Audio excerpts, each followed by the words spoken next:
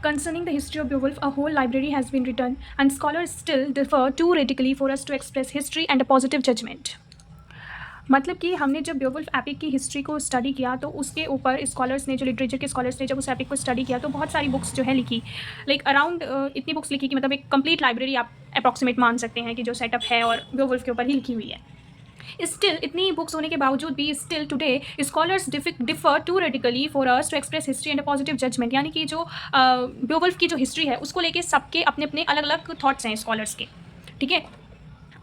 मतलब despite the fact that there have been written many books on the history of Beowulf, जो judgments हैं, जो views हैं on the topic of different scholars are different. This much, however, is clear that there existed at the time the poem was composed various northern legends of Beowulf, a half-divine hero, and the monster Grendel. This means कि ये बात हमें एकदम clear है कि जिस समय ये पोम और ये एपिक बेवुल्फ का लिखा गया होगा उस समय जरूर बेओवा नाम का जो एक लेजेंड है उसकी कई स्टोरीज जो है प्रिवेलेंट रही होगी, एक ऐसा हीरो जो कि हाफ डिवाइन हीरो माना जाता है, ठीक है। इसकी कई स्टोरीज जो है नॉर्दर्न पार्ट में यूरोप के फेमस रही होगी इस लेजेंड बेओवा की, ठीक है। अब लेजेंड कैसे होते हैं, जैसे अर्जुन हो गए, ठीक है, दुर्योधन हो गया, ये सारे लेजेंड्स हैं जिनकी कुछ माइथोलॉजिकल स्टोरीज प्रिवेलेंट हैं, ठीक है, जिनके ऊपर आपको लिटरेचर देखने को मिल जाता है। कुछ करेक्टर्स ऐसे होते हैं जो आपके लिटरेचर में फेमस होते हैं, जैसे महाभारत में, ठीक है। तो जो मतलब ओरली लोगों में ट्रांसमिटेड जिनकी स्टोरीज़ रहती हैं, तो वैसे ही बेओवा नाम का एक लेजेंड था जो नॉर्थ में मतलब जिसकी स्टोरीज़ काफ़ी प्रिवेलेंट रही थी जिस समय ये पोम लिखी गई थी। और साथ ही साथ मॉन्स्टर ग्रैंडल की भी, मतलब मॉन्स्टर ग्रैंडल और बेओवा नाम के जो ये दो करेक्टर्स हैं, ये बहुत इनकी स्टोरीज जो है उस समय प्रिवेलेंट थी। जैसे कि हम देखते हैं कि लॉर्ड कृष्णा की काफ़ी स्टोरीज है। अगर हम लिटरेचर के पर्सपेक्टिव से बात करें तो Lord Krishna was a mythological character और लेजेंड, ठीक है। तो इसीलिए उनकी भी हमें अलग अलग स्टोरीज सुनने को मिलती है। तो वैसे ही इनकी भी काफ़ी स्टोरीज प्रिवेलेंट थी। तो क्या हुआ होगा, लोगों ने उसी के ऊपर उन्हीं स्टोरीज़ के ऊपर पोम कंपोज की होगी, फिर उसे वो कंपोज क्या वो ओरली बनाते होंगे और ओरली रिसाइट करके, ओरली नैरेट करके एक दूसरे को ओरली ही ट्रांसमिट करते होंगे. The latter has been interpreted in various ways, sometimes as a bear and again as the malaria of the marshlands. जो ग्रैंडल है उसको अलग अलग तरीके से इंटरप्रिटेट किया गया है, मतलब उसको जो है एज अ बियर भी कभी कभी इंटरप्रिटेट किया है और कभी कभी एज अ मलेरिया भी जो है मार्शलैंड का दिखाया है, ठीक है। मतलब कि ग्रैंडल को माना गया, जैसे हम बोलते हैं कि ग्रैंडल जो था एक मॉन्स्टर था, तो हो सकता है वो बियर की फॉर्म में रहा हो या फिर वो मलेरिया टाइप का रहा हो मार्शलैंड का, तो ये बताया है. For those interested in symbols the simplest interpretation of these myth is to regard Beowulf successive fights with the three dragons as the overcoming first of the overwhelming danger of the sea which was beaten back by the dikes, and second the conquering of the sea itself when men learned to sail upon it, and third the conflict with the hostile forces of nature which are overcome at last by men's indomitable will and perseverance.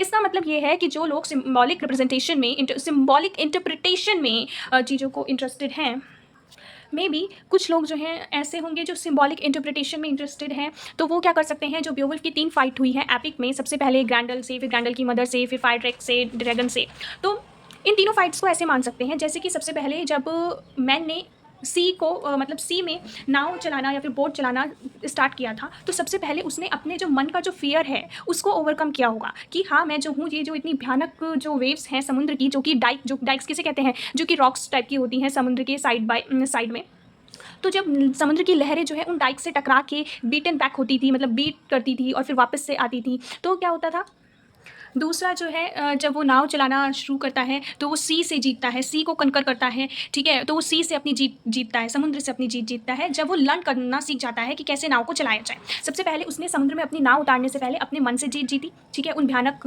Waves को देखने के बावजूद, ठीक है। और दूसरी चीज़ जो है वो तब जीतता है जब वो उस समुद्र में नाव चलाना सीख जाता है। और तीसरी चीज़ जो है वो तब जीतता है जब वो कॉन्फ्लिक्ट करता है, जब वो कॉन्फ्लिक्ट होती है उसकी किसके साथ, जो हॉस्टाइल फोर्सेज होती है नेचर की, which are overcome at last by men's indomitable will and perseverance.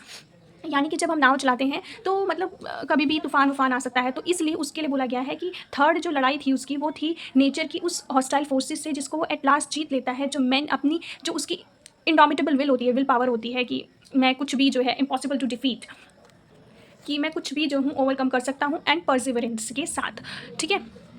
तो इस तरीके से हम इस स्टोरी को इंटरप्रिटेट कर सकते हैं, और ऐसा इसलिए कहा गया कि इस तरीके से इसलिए इंटरप्रिटेट कर सकते हैं क्योंकि एंग्लो सैक्सन पीरियड में बहुत सारे वर्क जो हैं आपके ओशन और सी से रिलेटेड जो है इन्होंने लिखे थे, एंग्लो सैक्सन की जो ट्राइब्स थी, और वो इसलिए लिखते थे क्योंकि उनका समुद्र से बहुत ज़्यादा कनेक्शन रहता था उस समय. All this is purely mythical, but there are historical incidents to reckon with. About the year 520, a certain northern chief called by the chronicle Chausilicus, who is generally identified with the Haglik of the epic, led a huge plundering expedition up the Rhine. After a succession of battle, he was overcome by the Franks, and now we enter a legendary region once more, not until a gigantic nephew of Haglik had performed heroic feats of valor and had saved the remnants of the host by a marvelous feat of swimming, the majority of scholars now hold that these historical events and personages were celebrated in the epic, but some still assert that okay तो ये सारी जो भी story है ये purely mythical है, लेकिन कुछ हिस्टोरिकल ऐसे भी इंसिडेंट्स हैं जिनको हम ध्यान में रख सकते हैं. There are incident to reckon with, मतलब which can be taken into account. About the year 520, जब 520 ईयर की बात है, मतलब उस समय जो है एक नॉर्दर्न चीफ हुआ करता था, नॉर्थ की साइड एक चीफ था जिसका नाम क्रॉनिकल्स हमें बताते हैं. क्रॉनिकलर्स जो हिस्ट्री को लिखते हैं वो हमें बताते हैं कि चौसिलिकस नाम का चीफ था नॉर्दर्न पार्ट ऑफ यूरोप में. और उसने जो है एक बार अपना बहुत बड़ा प्लंडरिंग एक्सपीडिशन, मतलब कि एक जर्नी टाइप की होती है, तो लूट करने के लिए एक अपनी पूरी मतलब लोगों की सेना बना के वो चले गया किधर की साइड, राइन रिवर की तरफ को. उसने वहाँ की साइड लोगों, मतलब वहाँ से जो है वो ऊपर की तरफ गया. और after a succession of battle he was overcome by the Franks. ठीक है, जो फ्रेंक्स हैं ये कौन है, ये जर्मन के लोग हैं. जर्मन में एक ट्राइब है फ्रेंक्स. तो मतलब उसके काफ़ी बैटल हुए, उसके बाद जो है फ्रेंक्स लोगों ने उसे हरा दिया. ठीक है, मतलब कि चौसिलिकस, जिसको कि हम हाइग्लेक जो एपिक में हैं उससे आइडेंटिफाई करते हैं, उसने क्या किया था 520 के अराउंड एक उसने प्लंडरिंग एक्सपीडिशन लेड किया और वो जो है राइन रिवर के ऊपर की तरफ को, मतलब वहाँ की साइड को गया, उसको पार करके, और मतलब उसके कई बैटल्स हुए और जो है उसके बाद उसे फ्रेंच लोगों ने, जो कि जर्मन एक ट्राइब है, उन्होंने हरा दिया. लेकिन अब जो है एक और लेजेंडरी करेक्टर जो है एंटर करेगा. Not until a gigantic nephew of Hygelac had performed heroic feats of valour and had saved the remnants of the horse by a marvellous feat of swimming. ठीक है, तो इसी समय जब उसको हरा दिया गया था फ्रेंक्स ने, किसको, चौसिलिकस को, तो उसका जो एक नेफ्यू होता है, ठीक है, वो उसे क्या करता है, वो जो है अपने स्विमिंग के करतब दिखा के क्या करता है, जो भी बचे हुए लोग होते हैं और हॉस्ट होता है उसे मतलब सेव कर लेता है. The majority of scholars now hold that these historical events and personages were celebrated in the epic, but some still assert that.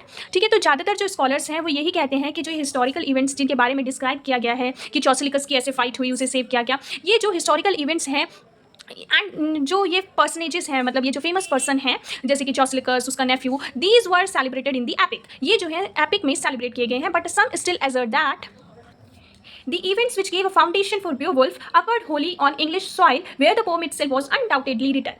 What does that mean? It means, लेकिन अभी भी कुछ स्कॉलर्स का मानना है कि जो Beowulf में जितने भी इंसिडेंट्स वगैरह हुए हैं वो सारे के सारे इंग्लिश सॉइल यानी इंग्लैंड में हुए हैं, ब्रिटेन में हुए हैं, where the poem itself was undoubtedly written, कि जहाँ पे जो है पोम को रिटर्न किया गया था. यानी कि देखो जो Beowulf का जो एपिक है इट इज कंसीडर्ड, ये ओरली रिसाइट होके जो है ओरली रिसाइट होता होगा, और एंग्लो सैक्सन जो है इसे ओरल फॉर्म में लेके आए थे, और इंग्लैंड में जब वो सेटल हुए तो उन्होंने वहाँ पे इसको कंपोज किया हाथ से लिख के.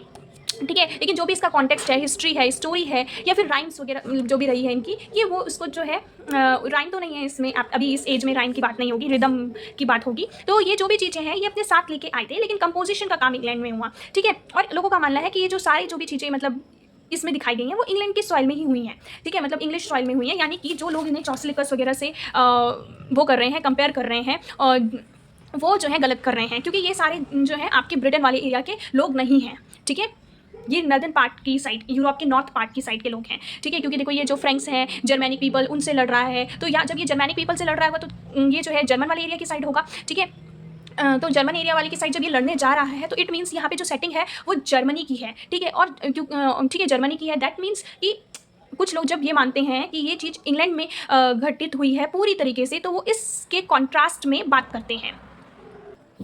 In the events, the rhythm of Beowulf and indeed of all our and earliest poetry depend upon accent and alliteration, that is the beginning of two or more words in the same line with the same sound or letter. The lines were made up of two short halves separated by a pause. No rhyme was used, but a musical effect was produced by giving each half line two strongly accented syllables. तो यहाँ पे आपको जिसको stressed syllable के बारे में नहीं पता है, they can go and video, मतलब कि they can go and find a video on YouTube about it because it's a completely another topic. ठीक है, रिदम के बारे में और किसके बारे में, स्ट्रेस्ड सिलेबल के बारे में. ठीक है, आपको जाके सर्च करना चाहिए. तो इसमें बोला गया है कि जो, तो यहाँ पे जो स्ट्रॉन्गली एक्सेंटेड सिलेबल के बारे में बोला गया है, कहाँ गया, स्ट्रॉन्गली एक्सेंटेड सिलेबल के बारे में बोला गया है. ये जो है स्ट्रेस्ड सिलेबल को ही बोलते हैं स्ट्रॉन्गली एक्सेंटेड सिलेबल. ठीक है, और सिलेबल के लिए बोला गया है एक्सेंट. यहाँ पे जो एक्सेंट है उसका मतलब है सिलेबल. तो यहाँ पे बोला है कि जो हमारी अर्लीस्ट पोइट्री थी ये एक्सेंट पे यानी कि सिलेबल पे डिपेंड करती थी और एलिट्रेशन पे डिपेंड करती थी.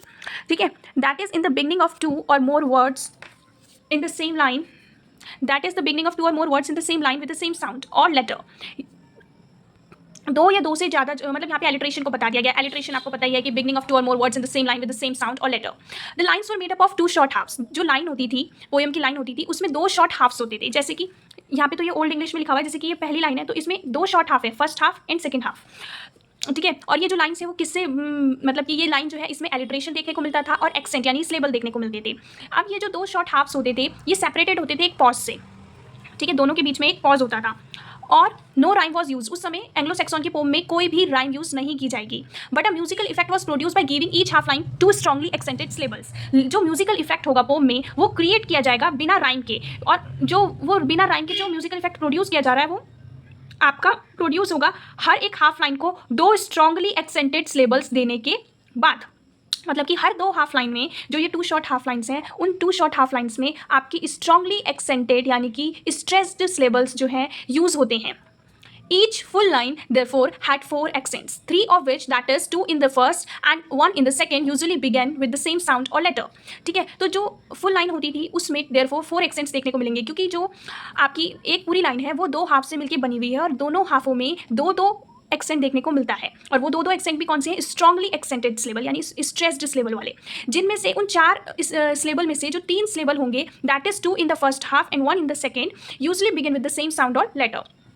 मतलब वो एक ही साउंड और एक ही लेटर से यूज हो रहे होंगे, यानी कि यहाँ पे एलिट्रेशन का भी इस्तेमाल दिखाया गया। The musical effect was heightened by the harp with which the gleeman accompanied his singing। जो म्यूजिकल इफेक्ट है उसको बढ़ाया जाता था। हार्प एक म्यूजिकल इंस्ट्रूमेंट है, इसको बजा के, ठीक है, किसके द्वारा? ग्लीमैन, जो पोम को गाते थे कोर्ट में, दरबार में, ठीक है, उन्हें ग्लीमैन बोलते थे, ठीक है। तो वो जब वो सिंग करते थे इस एपिक को, तो वो अपने हार्प, इस एपिक को ही नहीं, मतलब जो भी और पोइट्रीज होती थी एंग्लो सैक्सन के पीरियड की, उसमें वो हार्प का यूज़ करते थे। एक म्यूजिकल इंस्ट्रूमेंट है जो कि म्यूजिकल इफेक्ट को बढ़ाने का काम करता था। The poetical form will be seen clearly in the following section from the wonderfully realistic description of the fens haunted by Grendel. जो पोइटिकल फॉर्म है वो आप क्लियरली देख सकते हैं। मतलब यहाँ पे एक सीन डिस्क्राइब किया गया होगा, ठीक है, और वो सीन किसका है? जो फेंस, मतलब वो सीन था ना जिसमें वो डिस्क्राइब कर रहे थे कि वो फेंस कैसी है, जहाँ पे मतलब जो ग्रैंडल रहता है वो कितनी हॉन्टिंग फेंस है। तो वही बोला है कि जो पोइटिकल फॉर्म है will be seen clearly in the following section, जो कि नीचे लिखा हुआ है, from the wonderfully realistic description of the fens haunted by Grendel. It will need only one or two reading aloud to show that many of these strange looking words are practically the same as those we still use, though many of the vowel sounds were pronounced differently by our ancestors। जब आप इसको थोड़ा loudly पढ़ोगे तो आपको जो है काफ़ी फैमिलियरिटी यूज़ मतलब कि सेंस होगी, आपको लगेगा कि काफ़ी फैमिलियरिटी है इन वर्ड्स में, और आपको ऐसा लगेगा कि ये जो वर्ड्स यूज़ हुए हैं आपने मतलब आप जो आज लैंग्वेज यूज़ करते हो उसमें भी देखने को मिलते हैं। हालांकि कुछ जो वाउल साउंड्स हैं, ठीक है, जैसे कि जो कि आपकी वाउल साउंड्स हैं वो उस समय में अलग अलग तरीके से, जो इनके एंसेस्टर्स रहे होंगे इंग्लैंड के, वो अलग तरीके से प्रोड्यूस करते होंगे। फिर भी अगर आप इसको लाउडली पढ़ते हैं तो आपको काफ़ी जो है वर्ड्स देखने को समझ में आ जाएंगे, और काफ़ी नहीं भी आएंगे क्योंकि आपकी खुद की लैंग्वेज तो है नहीं इंग्लिश, ठीक है। मतलब जो वहाँ के नेटिव पीपल है वो अच्छे से समझ पाएंगे। That's all, thank you.